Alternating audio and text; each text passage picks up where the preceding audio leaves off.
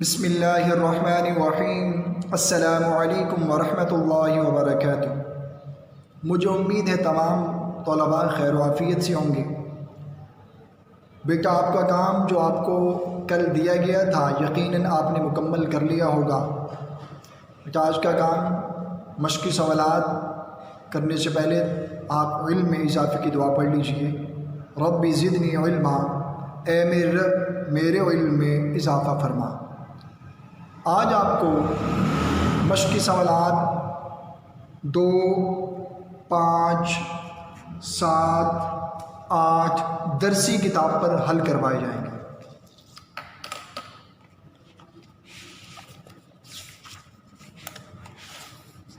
صفحہ نمبر 29، سوال نمبر 2، نظم ہمارے وطن کا نشان کے مطابق درست جواب کی نشاندہی ٹک سے کریں۔ جز الف ذوف شاں ہوا ہے، 4 جوابات دیے گئے ہیں۔ وطن کا قطرہ قطرہ، وطن کا ذرہ ذرہ، وطن کا جھونکا جھونکا، وطن کا۔ اب آپ نے بیٹا ان 4 جوابات میں سے درست جواب کا انتخاب کرنا ہے۔ ذوف شاں ہوا، بند نمبر 1، ذرہ ذرہ وطن کا، ذرہ ذرہ وطن کا ہوا ذوف شاں، تو لہٰذا وطن کا ذرہ ذرہ۔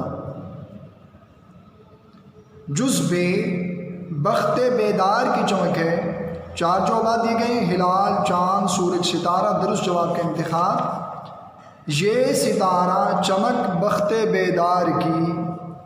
اب ستارہ، اسی طریقے سے آپ نے بیٹا بقیہ اجزاء کا کہ درست جوابات کا انتخاب کرنا ہے۔ سوال نمبر 5، نظم ہمارے وطن کا نشان کے مطابق مناسب الفاظ کی مدد سے مصرع مکمل کریں۔ جز الف اس سے خالی جگہ ہوئی ہے جبین وطن۔ اب اس خالی جگہ میں یعنی اس مصرع کو مکمل کرنا ہے تو آپ بند نمبر 1 کو دیکھیں۔ اس سے رشک فلک ہے زمین وطن، اس سے روشن ہوئی ہے جبین وطن۔ روشن،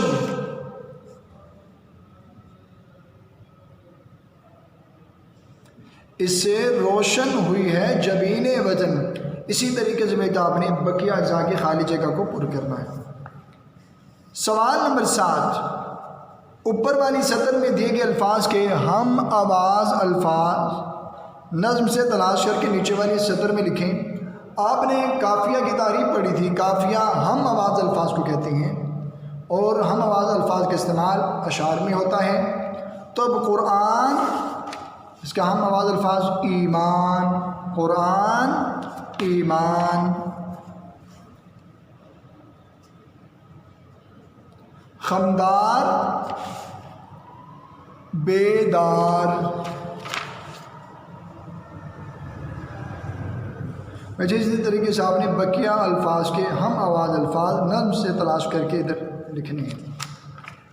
سوال نمبر 8 سے پہلے روزمرہ کی تعریف۔ روزمرہ بیان کے اس طریقے اور بول چال کو روزمرہ کہا جاتا ہے جو اہل زبان کے اسلوب بیان، طریق اظہار اور گفتگو کے انداز کے عین مطابق ہو۔ بیان کے اس طریقے اور بول چال کو روزمرہ کہا جاتا ہے جو اہل زبان کے اسلوب بیان، طریق اظہار اور گفتگو کے انداز کے عین مطابق ہو۔ گفتگو کے انداز کے عین مطابق ہو۔ اگر کوئی فقرہ یعنی کوئی جملہ اہل زبان کے انداز گفتگو کے خلاف ہو تو اسے روزمرہ نہیں کہیں گے۔ اگر کوئی فقرہ اہل زبان کے، زبان والوں کے انداز گفتگو کے، بات چیت کے طریقے کے خلاف ہو تو اسے روزمرہ نہیں کہیں گے۔ اہل زبان ایک طویل عرصے سے زبان کو پڑھنے، بولنے اور لکھنے کے لیے استعمال کر رہے ہیں، اس لیے ان کا پڑھا، بولا اور لکھا درست تصور کیا جائے گا۔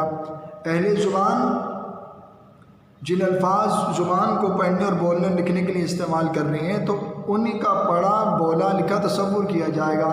جیسے درج ذیل جملوں کو روزمرہ کے حوالے سے درست کر کے لکھیں۔ غلط جملے، وہ ہر دن وہاں جاتا ہے، وہ ہر دن وہاں جاتا۔ اب اس میں یہ اہل زبان کا اسلوب بیان کے مطابق نہیں ہے، لہذا ان کے اسلوب بیان کے مطابق اس جملے کو درست بنانا۔ وہ ہر روز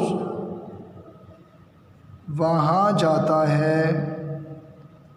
غلط فقرہ کیا تھا؟ وہ ہر دن وہاں جاتا ہے. درست، وہ ہر روز وہاں جاتا ہے. جیسے آخری بچے کی نیند کھل گئی، بچے کی نیند کھل گئی. یہ اہل زبان کے اسلوب بیان کے مطابق نہیں، لہذا اہل زبان کے اسلوب بیان کے مطابق جملہ کیسے ہوگا؟ بچے کی آنکھ کھل گئی. پہلا وہ ہر دن وہاں جاتا ہے، غلط. اہل زبان کے اسلوب بیان کے مطابق وہ ہر روز وہاں جاتا ہے. چوتھا بچے کی نیند کھل گئی، یہ اہل زبان کے اسلوب بیان کے مطابق نہیں. درست کیا ہوگا؟ اہل زبان کے اسلوب بیان کے مطابق بچے کی آنکھ کھل گئی.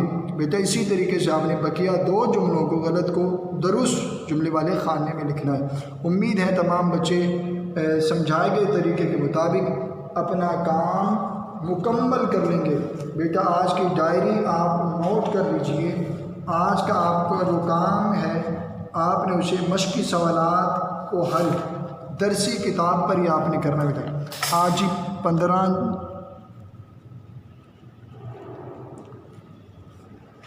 بروز بدھ